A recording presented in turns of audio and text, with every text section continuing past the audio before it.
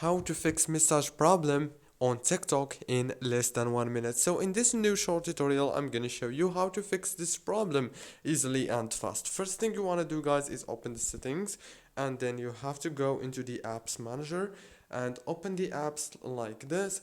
Now on this page you will find all the apps that you have on your phone. So all what you want to do here is just scroll until you find TikTok app and click on it. After you click on it, now you have to click on the notifications management, disable the notifications, enable them back.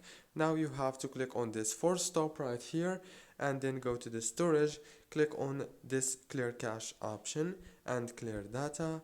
Now you have to go back, click on the data usage option, and then disable the roaming data.